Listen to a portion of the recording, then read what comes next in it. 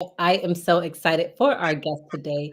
We have Dr. Belinda Daughrity. She is a PhD SLP, and I just want to first of all show my gratitude for you coming on the show. One of my good friends from graduate school, Jada Augustine, recommended that I reach out to you for an interview. And so right now, Jada's in her PhD program, and she's really enjoyed your mentorship. And the people who might be watching this and watching the replay might be familiar with Jada because she came on to talk about how we can be better for Caribbean populations. You know She that. did, yes. Yes, yeah, she's the Legion American. So anyone who she recommends, I'm like, absolutely, let's go for it. I'm so So glad. Yeah, she is wonderful. yes, she is. And so I'm very excited for you to share your knowledge on the show today. I know that you came on to tell us a bit about diversity, diversifying the pipeline for future professionals. So Absolutely. let's get into it. I'm going to go ahead and read your bio. Okay. All right. So Belinda Daughrity, PhD, CCC-SLP, is an associate professor in the Department of Speech Language Pathology at CSULB. She completed her BA in English and Spanish at Spelman College, HBCU Love.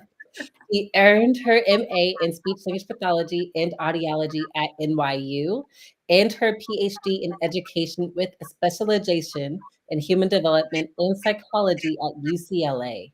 Her research interests include social skills and parent involvement in children and autism spectrum disorders, as well as barriers to early access to diagnoses and treatment of autism in communities of color.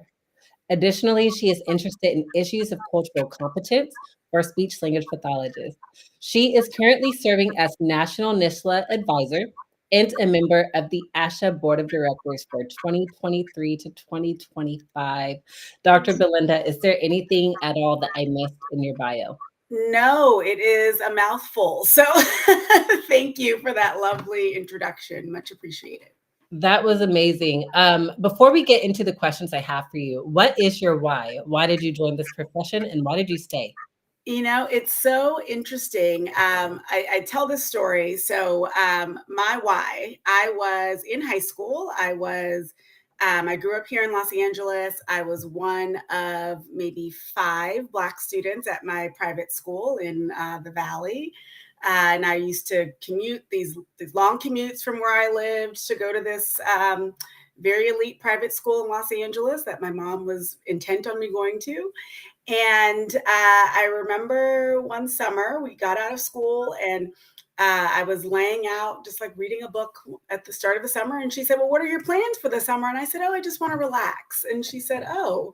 And then she said, "Well, what do you want to do, you think, when you graduate from high school and so forth?" And I said, "Oh, well, I think I want to be a philanthropist." And she said, "With Mhm. what money?" And I said, "Well, I don't know, Mom. I can't think about those things. I had learned about Andrew Carnegie and I said, I want to be a philanthropist. I just want to give away money." And she said, "Okay."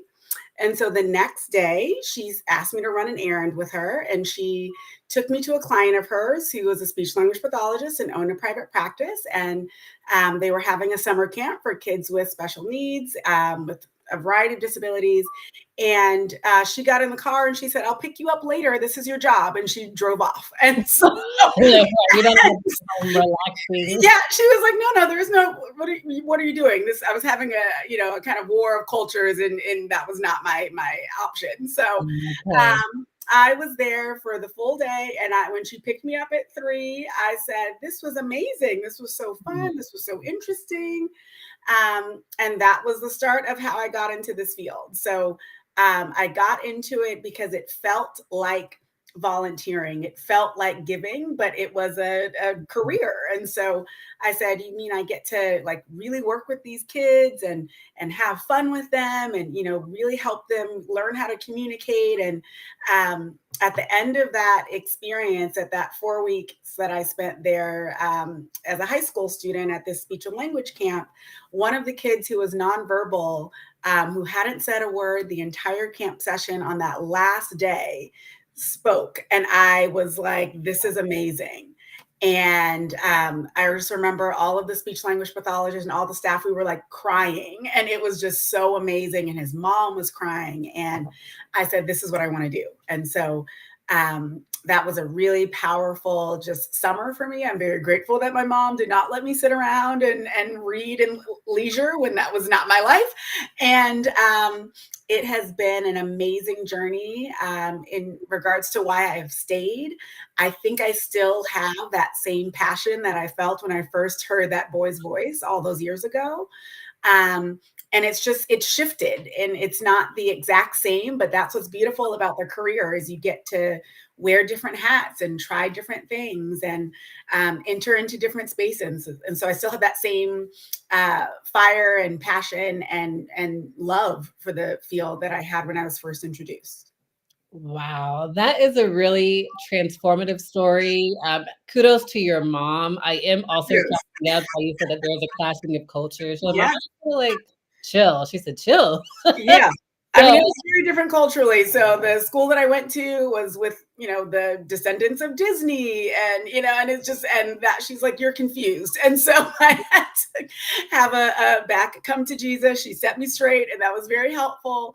And, I think what is great is you can make a living and make a life and do both. And it doesn't have to, those don't have to be contrary thoughts to each other. You can do something that you're passionate about. And, I tell people jokingly all the time, I'm like, I work for money. And so you can work for money, and it can also be passionate work, and it can be hard work. And I'm just very grateful that I was able to find that profession and this profession in that way. one thing that I'm thinking about is it's still philanthropy in some way. And I just wonder if we could reframe it. Like, maybe it's not exactly giving money all the time, but just giving our hearts and our service.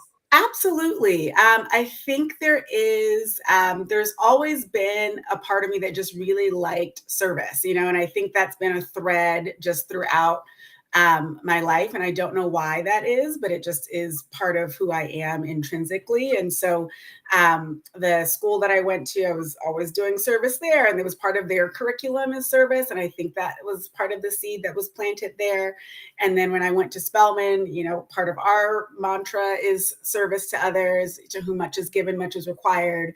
And then now in this career, I just feel that being able to give the knowledge that I have, the skills that I have, to be able to really make a transformative difference for these kids. I work in the pediatric population, it's so meaningful, right? Seeing these moments, these light bulb moments, these flickers, these even the hard times, the plateau moments, and working with families through those times is so rewarding. And it's just something that I do not take for granted after decades long in the field. Yeah, decades long in the field. I So say I started in high school. So okay. I'm like, wow. Okay. I'm like, we just talked I about. started in high school. Okay. So, one thing that came to mind as I was reading your bio is you have had the privilege in being able to go to these prestigious organizations or prestigious institutions as a Black woman, which is amazing in and of itself. And I know that many people who are going to be who are watching this live and who might be watching the replay are graduate students or undergrads who these are their dream schools. But they might be fighting those limiting beliefs of even applying. Is it worth applying? Maybe I won't get in. Maybe they do apply, but the whole time they have all this anxiety, like, I don't think I'm worthy to even finish the program. So is there any advice that you would like to say for them? Yeah, that's a great question. And I think one of the things that I really like to stress for students is that their feelings aren't unique. These are feelings that many of the people that they look up to have also felt or are still currently feeling, right? So I think it's really important to get a support team. And it doesn't have to be people who are all in the field, right? But just people who support you, lift you up, are going to be your rah-rah cheer circle. I think that's so important. So have been very just blessed in that my family's always been that support circle for me. But along the way, my friends, my Spelman sisters, my sorority sisters, Link sisters now. So just I've had a lot of support, and just along the way, you'll come across all types of challenges and barriers, and it doesn't have to be the end. It can just be a challenge, right? So I think one of the things I try to counsel students to do is not to count themselves out before someone else does, right? So the worst that someone can tell you is no. So shoot for all the things. Uh, Along those lines, I will say, as I counsel students on that, I kind of, as I'm saying it, I hear it for myself as well. So I tell another kind of interesting tale about how I got into academia, which is I was meeting with a friend from college, and we have not had lunch since. So this was almost 7 years ago. She was in town. We were having lunch, and we were both in a PhD program. I had just graduated. She was still in hers.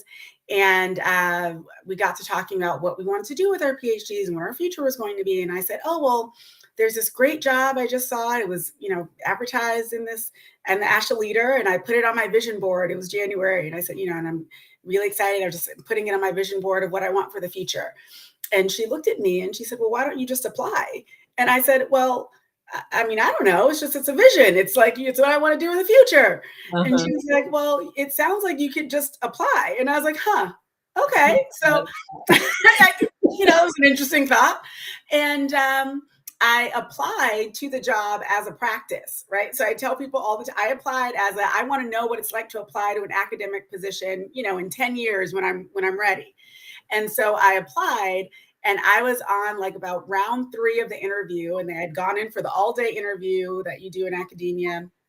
And I came home, and it was like, maybe 8:30, 9 p.m. because we had dinner and I can get back home. And I said to my husband, I said, I think they're going to offer me this job. I was like, I was just practicing. And he was like, well, of course they're going to, you're great. And you have all these things. And so I always tell that because I never would have actually just applied. I just thought, this is so above me. This is something, beyond, and I need X, Y, and Z experiences first. And so it's something that I continually work with myself on. And I also tell students the same of just do the thing. And, worst it is, you get a no, and that's just a detour. It's not an end, right? So I think that's important. That was excellent advice. Could you repeat that mantra? Don't count yourself out before someone else does. Before someone else does, right? So I like to, I want to know that I at least made an effort, right? So I don't want to anticipate the no before I hear the no.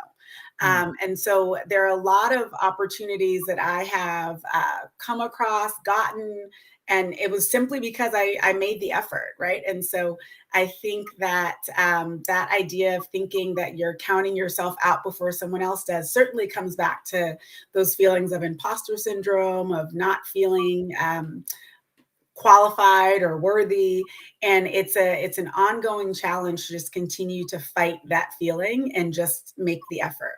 Mm-hmm. Well, thank you. I think this actually does lead us into the topic of our conversation today, and nurturing the pipeline for future professionals. Yeah.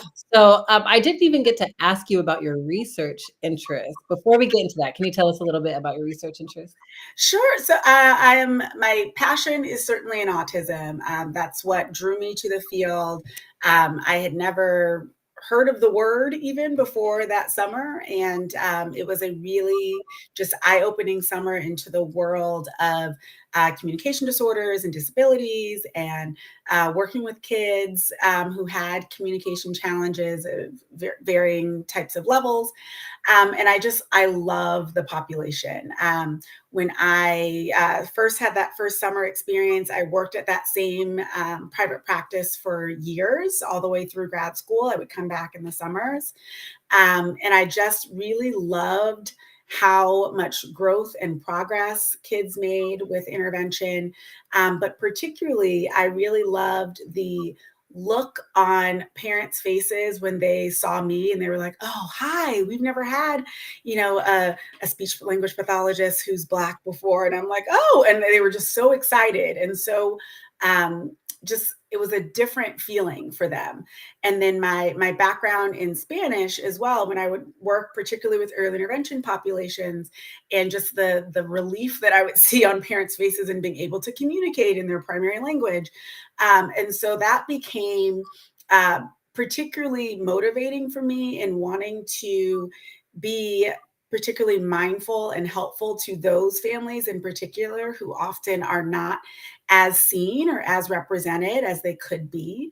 And so my research has really centered around families, right? And thinking about what are their needs for their children, what would make real kind of holistic changes and differences in their everyday lives. So I initially started looking at things like friendship development for children with autism, being able to make social connections, because a lot of the parents that I worked with would say, well, great, he's talking and he's doing all these things now, but he's so lonely, or are having a hard time getting him to play with his peers. And so those types of issues are really important to me in regards to research. And then as I went through graduate school, through my doctoral program, I started thinking more about the full arc. And so not just the early intervention, but also those kids when they are then approaching young adulthood, and thinking about independence and the future of their lives. And so that really became my passion, is just working with autism, working with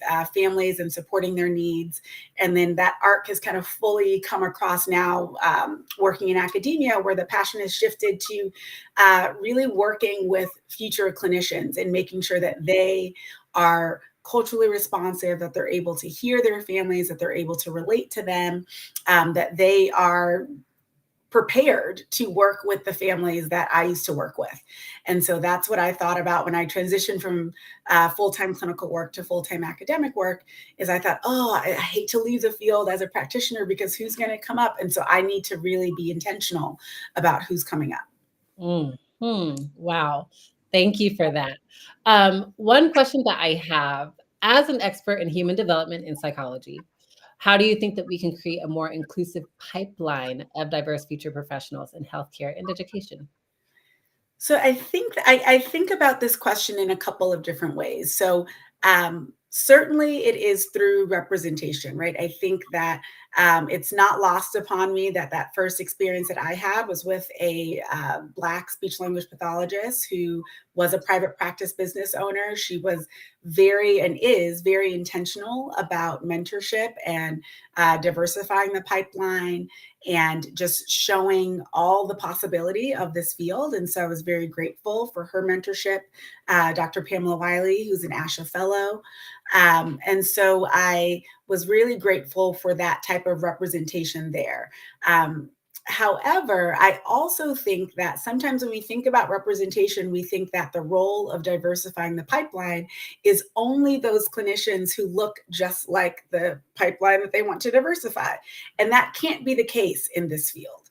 So with over 90% of our ASHA membership being white women, we all as ASHA members need to join in this aim to diversify the pipeline. It's everyone's responsibility. So when I think about diversifying the pipeline of future professionals, I think about tangibles, right? I think about what is one thing that we can all do. So every year, annually, I go to a middle school or a high school and I present on communication sciences and disorders. I give a talk about what it is like to be a speech language pathologist, what we do. I give a talk about what is an audiologist. And certainly I'm not, going into these schools and thinking that this group of 30 kids are all going to go into the field, but it might get one, right? And so I really think about the importance of making the effort, of being intentional about saying, what do you do for a living? I'm a speech language pathologist, right? And I say the whole thing. And I say, this is what I do. I work with autism. I work with stuttering. Some of my colleagues work with swallowing and work in hospitals. And so I'm really vocal about what it is that I do for a living. And I think that that's really important.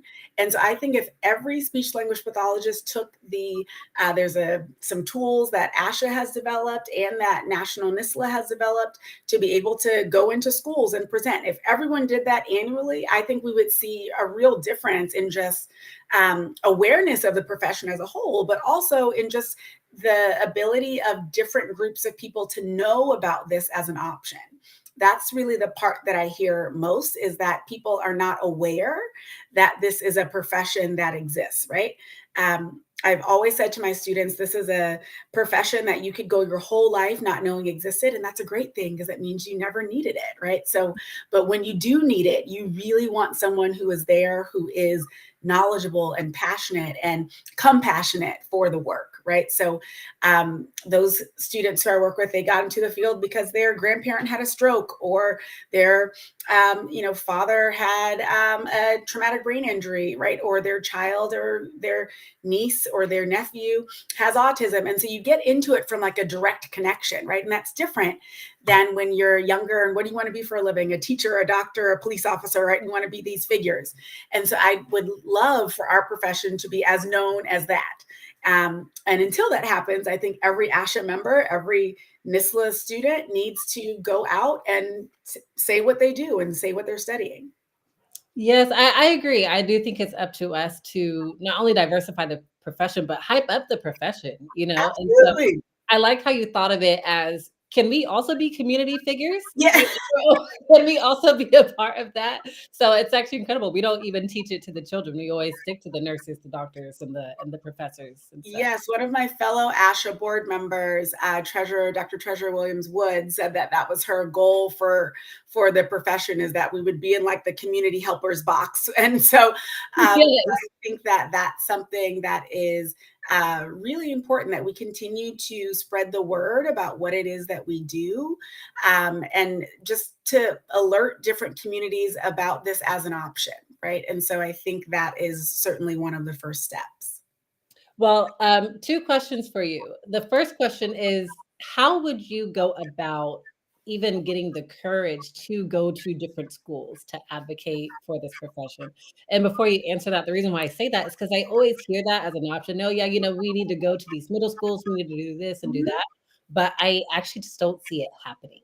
So what would your advice be? Absolutely. And maybe this is because when I was in my doctorate program, our research study was a community-based study. And so part of the task was going into elementary schools and asking if they would partner on this study so that we could push into schools and complete these research objectives. And so I am very much so used to walking up the steps and going into, is the principal here, or is the assistant principal? Hi, and I would introduce myself and I would talk about what this opportunity is. And so that's what I do now, is I go into a school and I say, hey, I'm a speech language pathologist. I'd really love to come and just, talk to your students about this as a career option. And so I've been very lucky to have had that be successful. Most schools are very happy to have people come in and do things like that for them. So I have spoken to a Young Black Scholars Club at a local high school in Long Beach, and I've done that for a few years. I also then have done the kind of same presentation to a middle school group. And so it is something that you can go in and just proactively ask, right? And so saying, part of my objective this year is I really want to help spread the word about the professions, particularly for underrepresented student groups. So is this something that you could possibly be interested in? Is this something I would just bring you all some materials, and it's completely free. I'm volunteering my time, right? So at the very least, it gets them kind of thinking about, oh yeah, I think we have one of those here, right? And so it gets them thinking about why that's important, and it gets you to bridge some connections with people in the community. Wow, I'm thinking you are an excellent philanthropist. You're doing amazing things. Thanks. I'm still doing what I wanted to do, so that's good. Thanks. Exactly. What are some questions that students typically ask you, the middle school students and high school students? What do they Oh, ask? they ask the most interesting questions. So they'll say, "Oh, why doesn't he talk?" Or why, and then because it's the first time they've heard of this. So they'll say, "Well, so they just use an iPad," and they all of these things that they've never heard about. Or when I'm talking about, and this is not even the area that I work in, but I'll say, "Hey, some people, they can't eat with the way that you and I eat. And so they have to eat differently. They're like, oh, wow. And so, how does that feel when it goes down? I'll bring in like a little thick liquid and say, let's try it out. And so getting them to kind of experiment and think about those things. And then I'll always ask them, do you have a speech language pathologist here at your school? And then they'll start to think about, I wonder who that is. Or, oh yeah, so-and-so comes in sometimes. And I think that's important too, because the hope is that when I leave, maybe they want to continue that conversation a bit and they know who they can talk to direct that and to have, more direct ongoing kind of insight into the field. And so it really is something that I just adore doing. I find it so interesting. And again, it's not for every child, but at least they know about it. They've heard about it. And for someone who might be interested, maybe it's fostered a little bit of an interest there. I think that the exposure also is the first step. I'm thinking about how, speech pathologists, especially in the middle and the high schools, they're very intentional for people not to know that Yes. they even exist. Yeah. So yeah, that is an interesting caveat to the whole diversifying the field and advocating for our profession, because we also don't want to be seen for the sake of the kids. Yes. Yeah, and I think that's something that there are pros and cons to both, right? So there are certainly the aspect of wanting to not be stigmatizing and not be something that is looked at in a negative way. But I think if we are these kind of secret agents that kind of sneak in and we have our little speech bag, it's something that then everyone's like, I don't know who that person is over there. So it's a caveat that we need to figure out how to best navigate. And maybe it's something that it's not within your own school, right? Maybe you're working and you're going to kind of flop with a friend, and it gives you something to try to aspire to try to get more people aware about what it is that we do.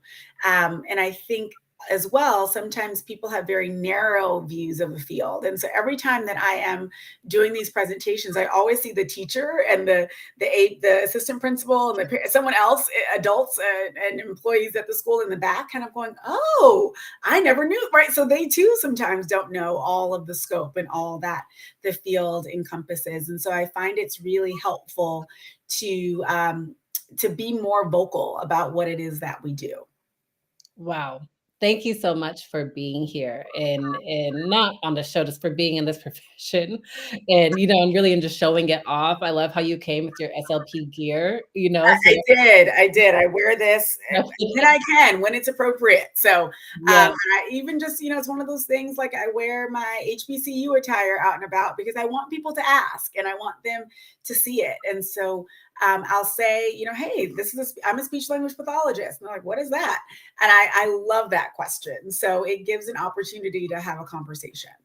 Could you give us like a script? So I remember when I was in graduate school, they did have us continue to practice almost like an elevator pitch of what a speech pathologist is. So what do you tell people? So let's say I'm a stranger and I'm like, what's a speech language pathologist?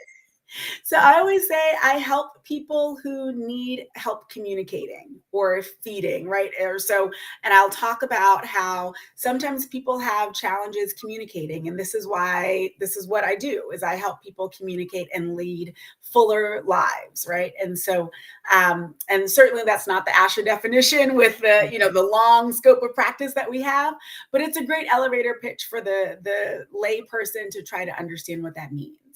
And so I think that being able to explain what it is that we do in language that is not the language that we learned in school is important for the general public to understand why we are important and why it's an interesting field to go into. Yes. Thank you for that. Thank you. So another question that came to mind is really what we can do for the diverse populations who want to come into graduate programs. Unfortunately, there is a lot of negative experiences that people of color or diverse populations, even the LGBTQ community, have when going into this. So how can we ensure that culturally responsive practices are highlighted into training programs and academic institutions?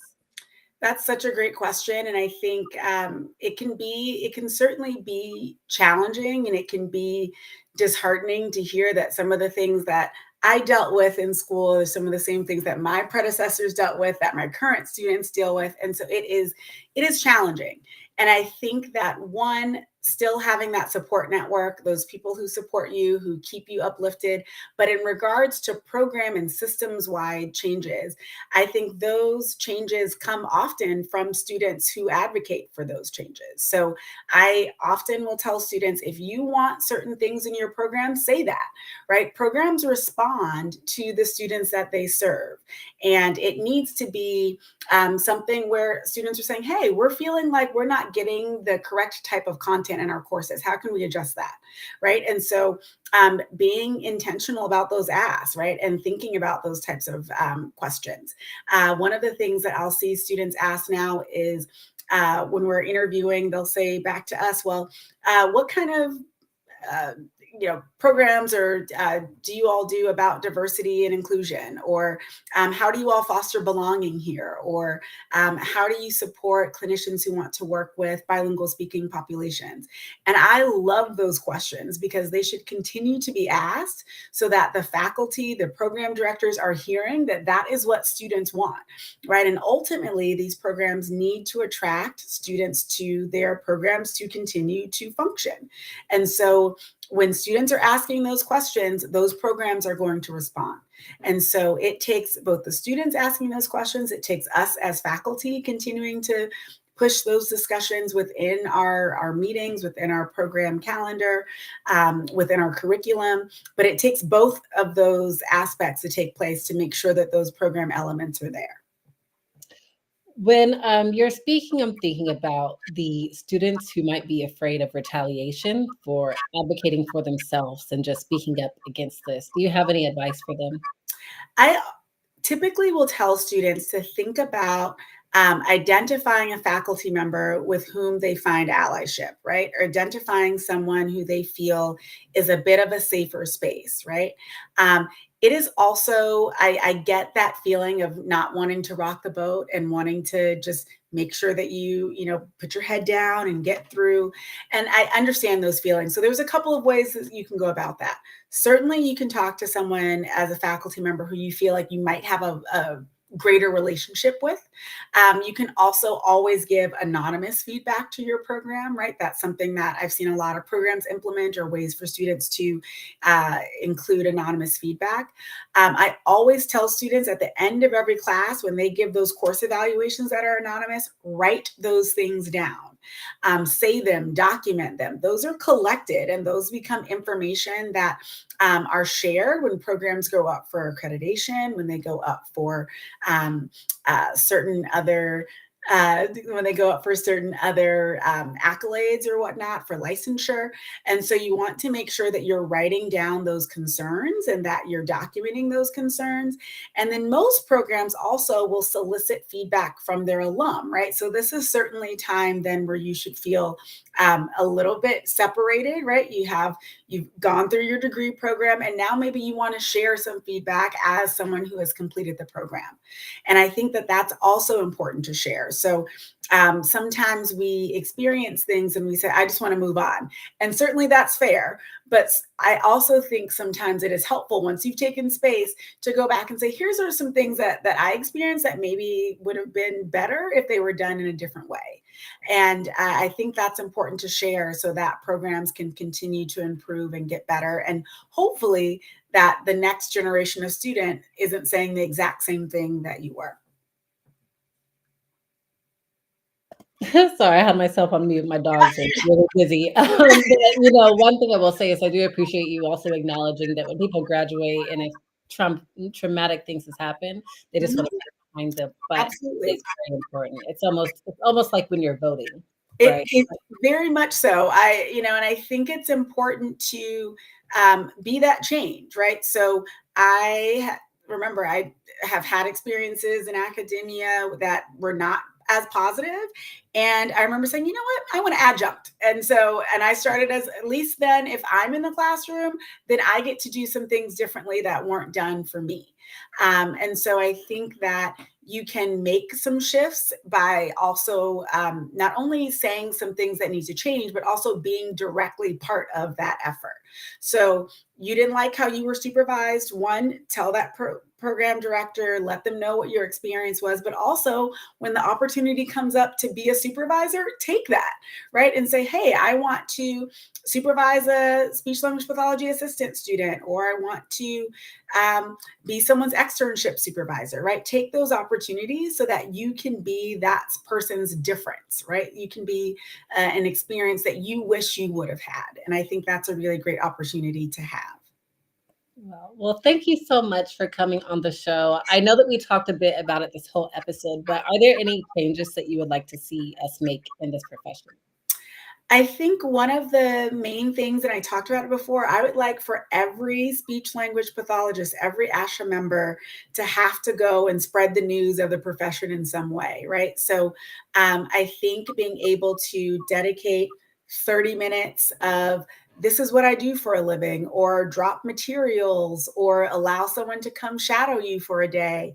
I think that makes such a major difference in one, just explaining what the profession is to most people who do not know, and also just to get younger generations thinking about this as a potential career pathway.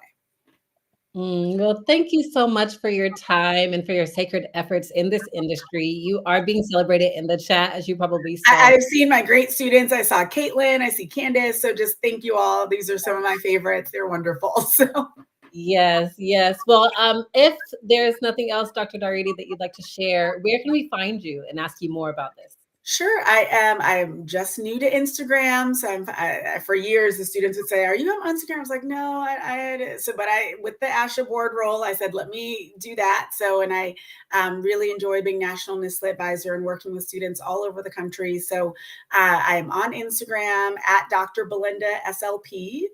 And I love to engage with students there and just engage with professionals in a variety of ways.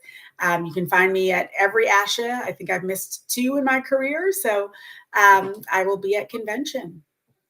Awesome. Yeah, so we'll be seeing you in Seattle this In year. Seattle in December. I have it on my calendar. I'm excited about it. It will be my first time there. Oh, yes. Okay. Well, we'll definitely talk. Well, thank you everybody for coming on the show. Thank you, Caitlin. Thank you, Candace. Thank you to everyone else who joined live and those watching the replay. And thank you again, Dr. Belinda. I hope to have you on here again. Thank you. This is such a pleasure. I'm so glad we were able to connect and do this. And thank you for having this platform. This is wonderful. Thank you so much. Well, everyone, thank you again, and I'll see you next time.